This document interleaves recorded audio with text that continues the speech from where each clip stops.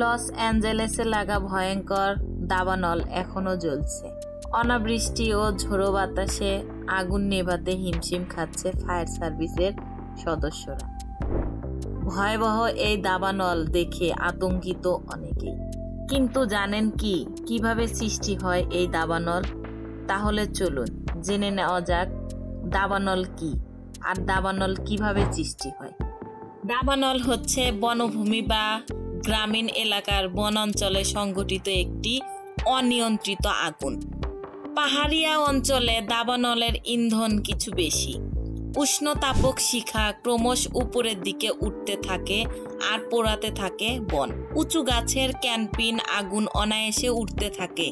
এসব আগুন নিয়ন্ত্রণ করাও কঠিন হয়ে পড়ে, কারণ আগুন থামাবার জন্য সহজে কোনো ব্ল্যাঙ্ক করিডোর তৈরি করা যায় না, যেখান থেকে সরিয়ে ফেলা যায় স্তূপ, ঝরা পাতা, ভেষজ দাহ বস্তুসমূহ। অতএব যতক্ষণ খুশি আপন মনে জ্বলতে থাকে আগুন। জ্বলতে জ্বলতে যখন খাদ্যের প্রচন্ড অভাব হয়, কেবল তখনই মরে যায়, দুর্ভিক্ষের মরার মতো। ইতোমধ্যে মাটি পুড়ে টেরাকোটা হয়ে যায়, হারিয়ে ফেলে দরকারি জল শোষণ ক্ষমতা। এমন দগ্ধ মাটির উপর যখন ঝুম বৃষ্টি নামে, তখন এসব আলগা পোড়া মাটি আর কাদা ধুয়ে সমানে নামতে থাকে পাহাড়ের গা বেয়ে। নামতে নামতে পাদদেশে গড়ে তোলে কদর্য বিপুল পাহাড়। আমেরিকার বনাঞ্চলে বিভিন্ন উপায়ে আগুন লাগে বছরে প্রায় 1 লক্ষ বার, যে কারণে পুড়ে যায় 20 লক্ষ হেক্টর জমি। ঘন্টায় 20 কিলোমিটার গতিতে চলতে সক্ষম এই আগুন সামনে যা কিছু পায় পুড়িয়ে নিঃশেষ করে, গাছপালা, ঘরবাড়ি, মানুষ সহ।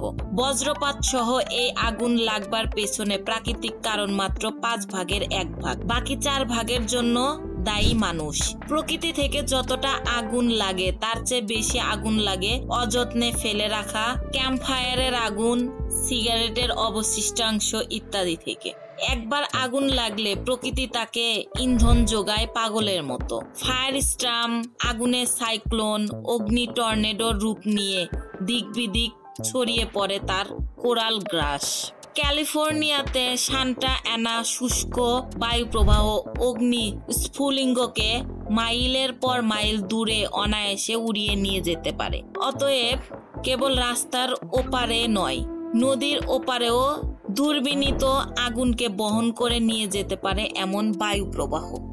গত 30 বছরে দক্ষিণ আমেরিকায় অ্যামাজন অরণ্য, আফ্রিকা কঙ্গো বর্ষা বন এলাকা এবং ইন্দোনেশিয়ার সুমাত্রা দ্বীপের মিলিয়ন মিলিয়ন একর এলাকায় বৃক্ষ ধ্বংস করে জুম এবং নিয়মিত চাষাবাদের জমি বের করা হয়েছে। উর্বরা শক্তি কম হবার কারণে কয়েক বছর পরে আবার নতুন করে পোষাতে হচ্ছে বন বনানী, যে কারণে আগুন জ্বলুক।